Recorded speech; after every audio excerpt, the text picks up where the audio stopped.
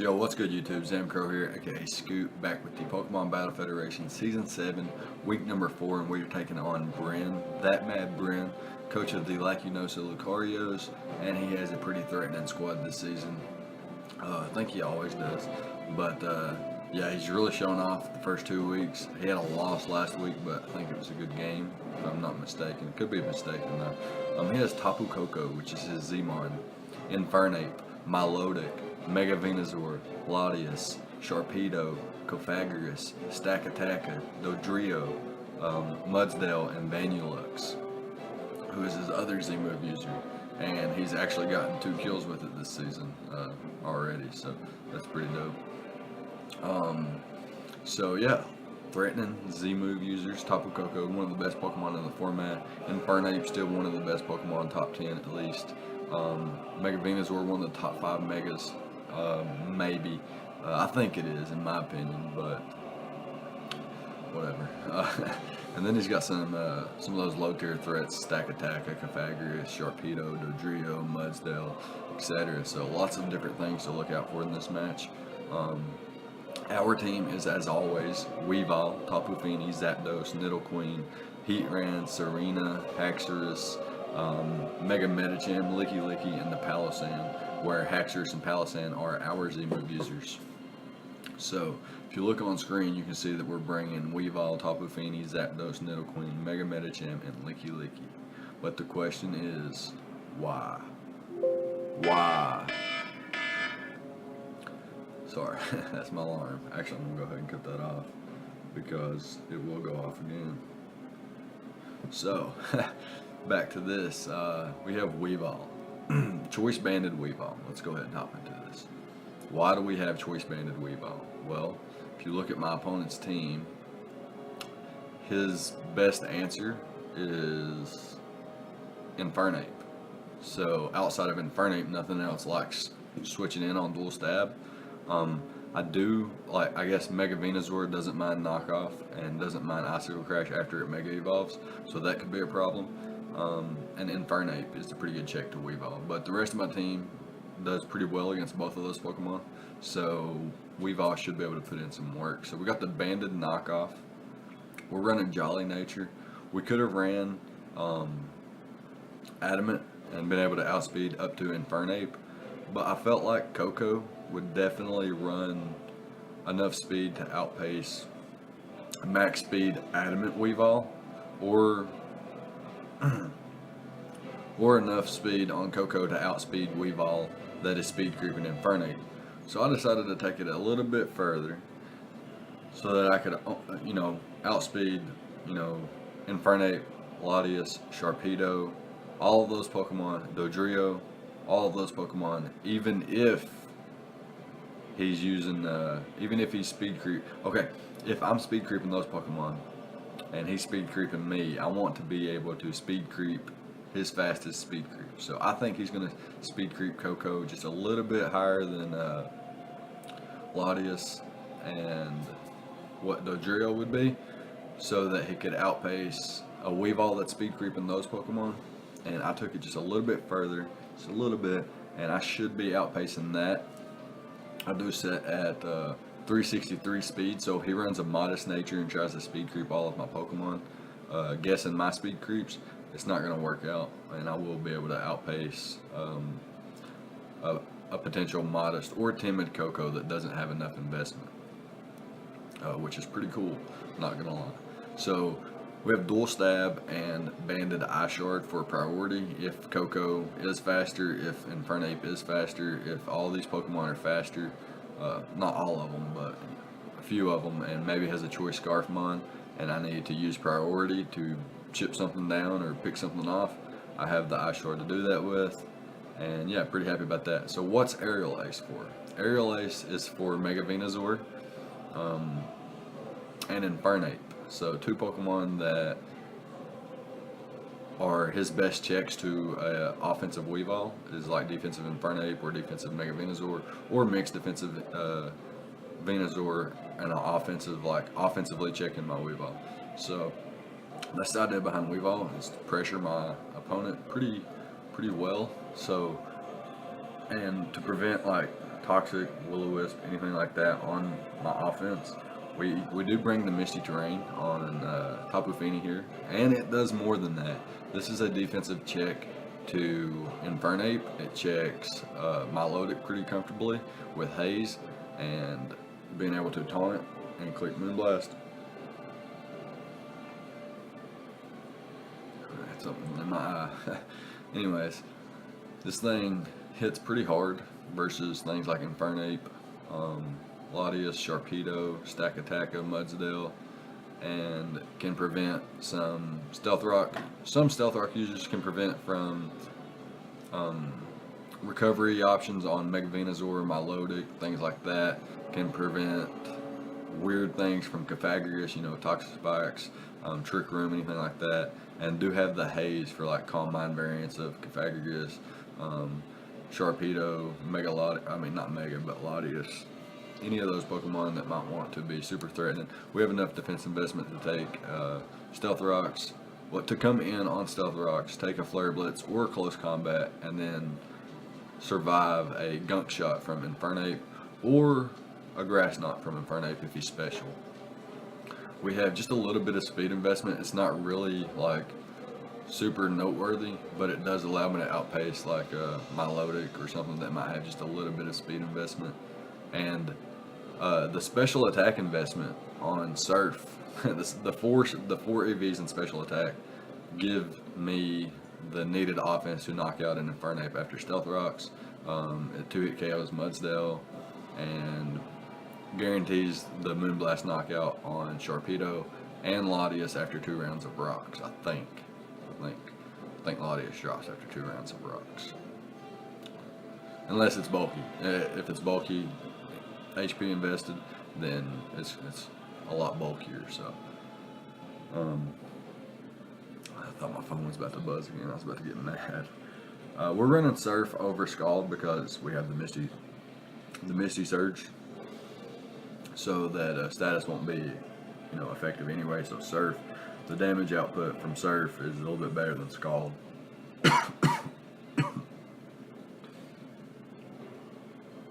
We good.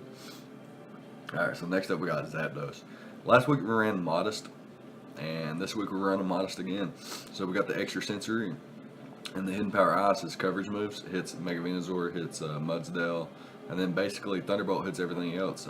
Hidden Power Ice also hits Latias, and I have enough special attack investment to always break a sub unless he sets up with Latias. So like if he's max HP, then I'm doing I think 25% exactly, and I'm always going to break a sub at minimum roll. So we have quite a bit of HP and SPDF investment. It allows us to take hits from Coco, especially offensive Infernape, Mega Venusaur, Latias, especially offensive Sharpedo, Cofagrigus. I guess that's about it really.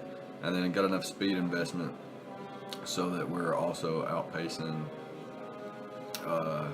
We set at 258 speed, I think, with 88 EVs. That allows us to outspeed. What does that allow us to outspeed? Not Coco, not Infernape, Milotic, definitely Mega Venusaur. Not Sharpedo or Latias, definitely Cofag, definitely Stakataka, they're slow. Dodrio, Mudsdale, these mons aren't really that fast. Vanilluxe, maybe it was like a Modest Vanilluxe or something like that. I'm not real sure, or Adamant. But yeah, mostly SPDF with a modest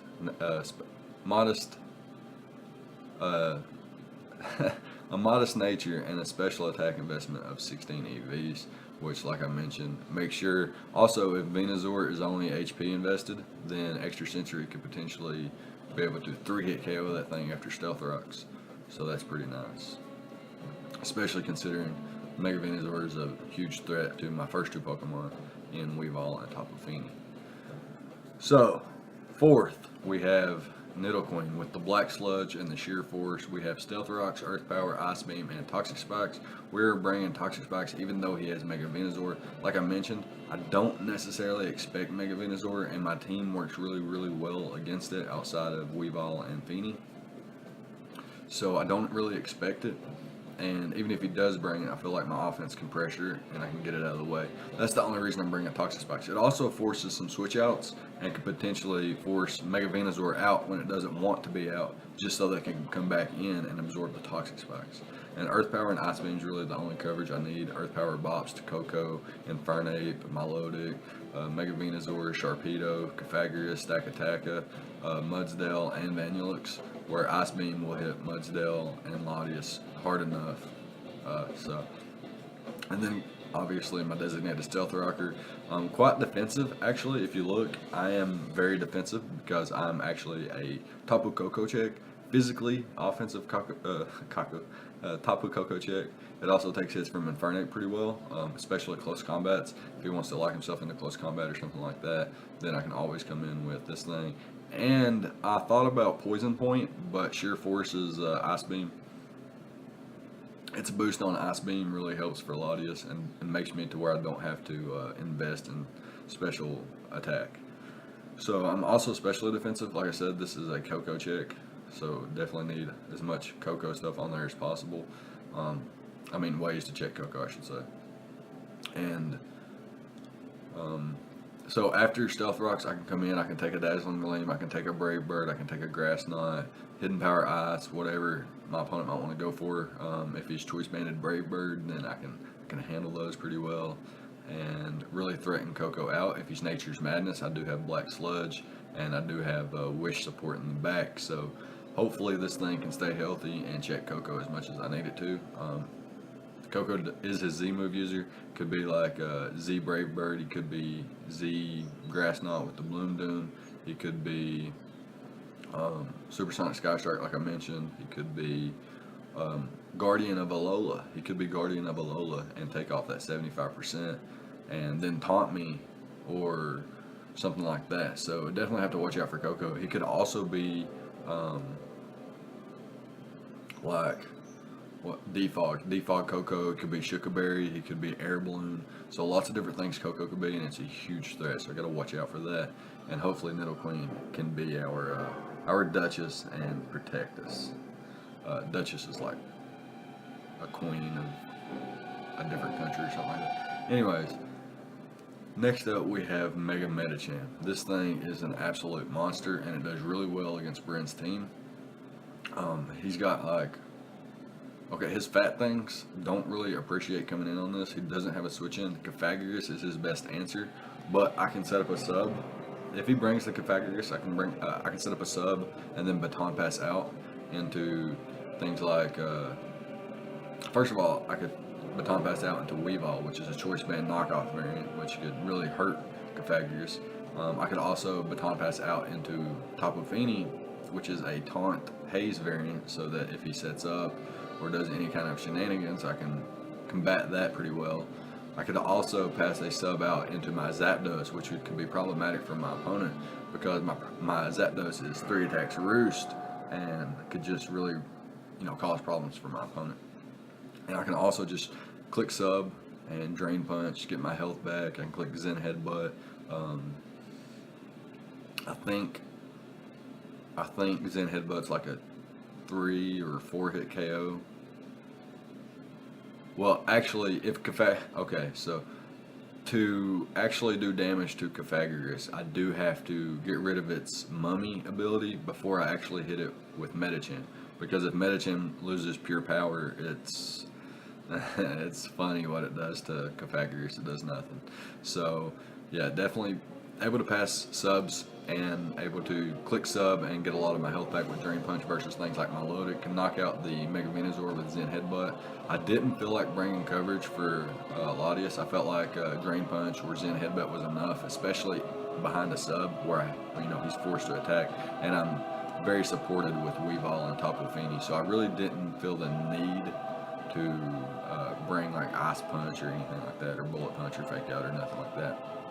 I'm running enough speed to it's setting at the same speed my Zapdos is setting at, and like I mentioned, I'm not sure what speed tier that's at, but it's fast enough for something, and there's a reason behind it. If I figure it out, I'll drop it in the comments or edit like a little thing on the screen or something like that. So yeah, able to run adamant and nearly max attack with nearly max HP as well. So quite bulky, quite offensive, and enough speed to outpace something. Gosh damn it, I can't remember. But okay, so last but not least, we have Licky here, who is a defensive variant, mostly defensive. It takes on Sharpedo, it takes on physically offensive Coco, Dodrio, Mudsdale pretty comfortably, and can fire off Earthquakes. So if Infernape's like he wants to make an aggressive switch into Infernape, I can click Earthquake and maybe catch that. It also bops the Coco, does pretty good against Stakataka as well. Ice Beam hits Dodrio, Latias, Mega Venusaur to an extent. I think Earthquake probably does more. But good thing about Licky is I can Wish Pass. I don't have to fear Infernape or Tapu Koko with the taunt because I do have the Oblivious ability. I can throw off wishes to Nidoqueen, Tapu Fini, Zapdos. They all three really appreciate that. I can catch them myself, and I'm EV'd to live a. Okay, I can come in on Stealth Rocks and take a +2 Wild Charge from Tapu Koko if he goes for like Z Mirror move or Work Up or something like that, or could potentially get something. Let's see here. Actually, I don't think my opponent has the ability to do that. No, he doesn't actually. So yeah, that's the only way he get +2 is with like Work Up. I think Koko gets Work Up. I don't think it gets Swords Dance. It does get Mirror Move, and it gets Z Mirror Move, which multiplies its attack by 2, or +2 attack basically. So it basically it's the Swords Dance with Tapu Koko, and I can come in on Stealth Rocks and take a +2 Wild Charge from 88% and survive with like 5% or 4% or 3 to 5% or something like that, and can click Earthquake and 2-hit KO a Tapu Koko. Unless it has bulk investment, then it'd be a little bit harder to OHKO. If it's like a heavily invested Tapu Koko with like Calm Mind or something like that, Calm Mind Roost, 2 attacks, Dazzling Gleam and Thunderbolt, which doesn't make sense against my team because I have Nidoqueen. So we'll see how that goes. But yeah, maybe I could have packed Toxicon here, but I like what we brought. So I guess we can go ahead and hop into the replay now and see what actually went down. Alright, so here we go with the replay, and my opponent chooses to bring the Tapu Koko, Milotic, Stakataka, Mudsdale, Infernape, and the Mega Venusaur. So Mega Venusaur coming, Stakataka coming as well. I didn't expect, I guess they could always come, but I really, I'm prepared for them, but I really didn't expect him to choose to bring those, or Mudsdale. I felt like a few other mons. Confagrigus was really nice versus me. He's a really good check to Mega Medicham as well. Like Milotic, even with Marvel Scale, isn't a good check to Mega Medicham in my opinion. And I could have brought Thunder Punch as well and abused his own Electric Terrain. So Milotic being a check to Mega Medicham. I think Confagrigus coming over Mudsdale would have been nice for my opponent, and I think maybe bringing something else over Mega Venusaur and Stakataka would have been nice. But he does choose to bring what he chooses to bring. He brings 3 Stealth Rock users, 1 way to remove hazards, a couple taunt users, and some really fat mons in his Water Grass Core. So yeah, that's important. He does have a potential for a super cool Fire Water Grass Core in this matchup. But looking at his team, Weavile, or Milotic can actually check Weavile, so he can take some pressure off of Infernape.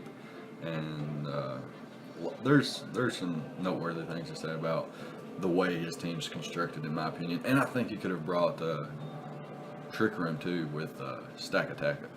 Gyro Ball, Stone Edge really does, some work versus my team, especially if you can find a way to potentially set up before setting up a Trick Room. Oh. But yeah, so my opponent's got this this team. I'm going to choose to play, what's the word? I would say safely and conservative. So let's just see what he wants to lead off with here. He's going to lead off with his Tapu Koko. and I lead off with my Tapu Fini. Reason being for my Tapu Fini lead is because I felt like Nidoqueen was an obvious lead for me, and I felt like maybe my opponent would choose to not lead Coco because of my Nidoqueen, but thinking that he would lead something to counter my Nidoqueen, I thought maybe Mudsdale would be a good lead for my opponent. So I'm actually going to lead with my Fini, but he does lead with his Coco. Fortunately, I'm going to be able to win the terrain war. I'm going to get my terrain up and his terrain gone, and I'm going to hard switch into Nidoqueen as he goes for the U-turn. So he U-turns out into Mudsdale, exactly what I didn't want. This is the matchup I figured would be the lead, and he's able to get his rocks up, exactly what I did not want. I do not bring hazard removal this game, so those rocks are here to stay unless he defogs them away. So what I'm going to do here is just throw off a Surf as he brings in his Mega Venusaur. I'm going to hard switch into Nidoqueen, and my opponent's going to predict that, and he's going to be extra rewarded with not only getting the prediction correct, he's going to get a critical hit, which is actually huge because if you see what health I'm left at, it did almost half with the crit, so it wouldn't have did maybe 30% without the crit, meaning I would have about 20% more health right now. So I'd be sitting at about 75% health, whereas I'm at 56, which is super unfortunate because I can't. This thing is my Coco switching. Like I mentioned earlier, I probably shouldn't have brought it in on Mega Venusaur that hard and taken that hit anyway. So maybe it's my fault, and the game is punishing me for making a bad play, perhaps. But yeah, so he's got his Milotic in now, and I can set up Stealth Rocks and then basically force to switch out. And I'm going to go hard into my Tapu Fini, prevent anything from being Scald Burned or Toxic or anything like that. I'm just going to go into Fini here. I can click Taunt, prevent him from clicking Recover, or I can predict his Venusaur to come in, and I'm actually going to double out into my Zapdos. And I want to gauge how much damage Extra Sentry is going to do. But my opponent's going to pull a pretty nice double out into Stack Attacka. I guess it's considered a double. And then he's going to bring up the Trick Room as I switch out to Nidoqueen. And not wanting to take an Earthquake, I'm going to switch out into my Licky, knowing I can take Earthquake or Gyro Ball into Stone Edge. I could have probably taken a Stone Edge into Stone Edge too had I clicked Protect, but I didn't need to at that point since I didn't take the Stone Edge on the first turn. And here I can just Wish Protect up. He brings in this monster again, Mudsdale. I'm going to go back out into Fini, and he's going to go for the Toxic, but my Misty Terrain is going to prevent me from being poisoned, and I'm going to go for the nice, powerful Surf. It should be a 2-hit KO. I did get a low roll there. Mycock said that was a low roll. Brent said that was a high roll, so unfortunately, the second one was a high roll. And unfortunately, that's how the game is. There is rolls, and gonna get the short end sometimes. But we're gonna get the long end there and knock out the Mudsdale. In comes the Mega Venusaur, and my Licky with its Wish Protect spam has forced it out. He goes back into the Stack Attacka, but little does he know that I'm packing the Earthquake. So I'm gonna be able to throw off an Earthquake here, eat any hit he wants to go for, and I'll receive my Wish and be back to full basically at 98%. I can click Earthquake here. I don't mind if he switches out. I didn't need to make a prediction there. I didn't need to click Wish or anything like that. I could have perhaps clicked Wish. That way I could switch into Fini here pretty comfortably. But I can do that this turn and get this health back on top of Fini. So I can keep this thing healthy for Infernape. I can keep it healthy for the Terrain War and for Stack Attacker. I can live any one hit and always knock it out. So he's going to go back into his Venusaur as I click Taunt. So I know he can't click Leech Seed or Toxic or anything weird like that. I'm going to go into Licky because even if he goes for the Sludge Bomb, I can't be poisoned either. And my opponent's going to be clicking that Sludge Bomb repetitively here. I'm going to click Protect, get a little bit of health back, and then I'm going to click Wish, knowing there's one more turn that I can't be poisoned here, and see what he wants to do. So now I'm going to click Protect and get my Wish back as my opponent reveals Energy Ball. So he's in Energy Ball, Sludge Bomb set. What was his other move? Earthquake. So I'm going to hard switch into Nidoqueen here, and unfortunately, Unfortunately, my opponent's going to be able to knock me out here since I did take the crit earlier, but I'm going to make sure that I get a layer of Toxic Spikes up. I said that I would like to force Nidoqueen, I would like to force Mega Venusaur out,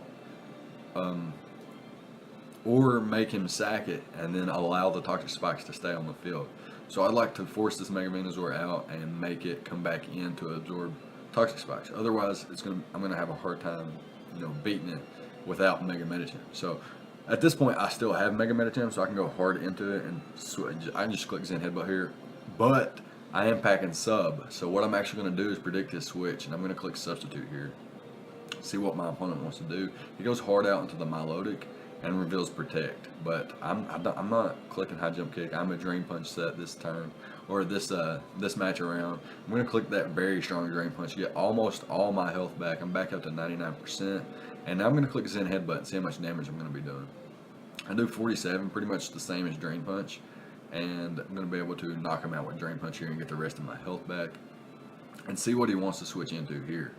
So he's actually going to go into the Tapu Koko before he brings out Mega Venusaur. So there's one Pokemon poisoned that I needed to be poisoned, and he's going to go for the U-turn, and he's going to bring in his Mega Venusaur here. So excuse me. So he's going to go for the Sludge Bomb here as I click Protect. Reason being is because I can't afford Licky to be poisoned yet. So I'm going to go hard into Weavile here and see like how much damage this does. And I get some nice chip off on Mega Venusaur. I put him in range of Mega Medicham guaranteed, like as if it needed to be in range to die to a Mega Medicham hit. But you get the point. So here he's either forced to attack, or like if he switches out, he's going to give me a sub and something's going to die. And if he decides to switch out into the Stakataka, then the Pokemon that's like, not only is Stakataka going to die, but he's also going to have to bring something else in, break my sub, and it's also something else is going to die. So he would lose 2 mons in the exchange. So I definitely want to click sub here and see what my opponent wants to do, and that's what I'm going to do. No reason to do anything else, in my opinion. I just click Zen Headbutt here on this turn because I didn't want to waste any HP. He's going to bring in his Infernape here, and I wanted to not only scout what his, like if he was physically offensive or specially offensive, but I didn't necessarily need Mega Medicham. It's outsped by Koko, outsped by Infernape, and Stakataka is basically beaten already anyway.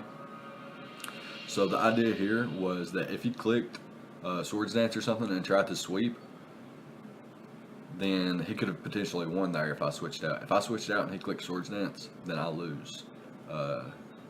He clicks Close Combat or Flare Blitz, knocks out Licky, clicks Flare Blitz to knock out Zapdos, knocks out Mega Medicham, and then probably has the Gunk Shot to knock out the Tapu Fini. I can't risk that yet. So I definitely wanted to stay in there and make sure that he can't, set up or anything like that. And he was pretty much in range of Drain Punch anyway after Stealth Rocks because of how strong Mega Medicham actually is. So yeah, that was the idea behind that. And he's gonna knock me out here, but I'm gonna bring in Fini now, and I can just click that nice Surf, see what he wants to do, and he's gonna sack off Stakataka here. So nice knockout for Tapu Fini, and he's more than likely gonna bring in Koko on the following turn. And here I'm going to switch out into Licky. Like I mentioned, my Licky was built to beat this Koko with Earthquake, Wish Protect, and having enough SPDF and defense investment to take it on, in conjunction with Nidoqueen and the rest of my team. So what I'm going to do is hard switch out into Licky here, and I'm at 83%. I take Stealth Rocks, it takes 13%, so I was really at 82%, and I'm at 70% now. My opponent uses Z Mirror move and gets a +2 attack. Very, very scary. But he has taken the poison damage. He has, taken. He was poisoned by Toxic Spikes, and he has taken rocks damage. He has taken poison damage. He's going to have to take another round of poison damage. And not only that, he reveals wild charge. So he's going to be taking wild charge damage too. And now this is a roll, does a max of 86%, and does a min roll of like 75%. So it was like a mid roll he had to get, and he got it. And here I'm going to go into Zapdos, knowing that after the wild charge and the poison damage, he will die to recoil. And I'll be able to bring in Tapu Fini here. And as long as he doesn't crit me with Gunk Shot, then I'm going to win this game. And no crit, and we're going to pick up a victory here. So really, really close game. Super fun one with Bryn, that Mad Bryn. Really playing lights out this season so far, and brought up this match too. So, but we're on a quest for vengeance after our first 2 games. So now we're on a 2-game win streak, and we're going to be marching on into week 5 too, and hopefully we can pick up another victory. So yeah, shout out to Tapu Fini for putting in some work. Let me know what you thought about the battle, the prep on both sides of the field. Let me know what you thought about Z Mirror Move Coco. Had Toxic Spikes not been up, would he have been able to survive all those wild charges? I don't know, but definitely. And also, had he been maybe not. I was going to say, had he not been toxic by the Toxic Spikes with Coco, maybe I wouldn't have sacked Mega Medicham, and I would have risked Infernape setting up to prevent Coco from ever winning. But I don't know if I would have thought like that. That's too much to think about, to be honest. And yeah, we came away with the victory here. We're pretty happy with it, and going to be looking forward to some more PBF action and whatnot. And I'll see you guys then. So let me know what you thought about the prep, the battle. Leave a like, comment, subscribe, all the good stuff, and I'll see you guys next time. Thank you for watching.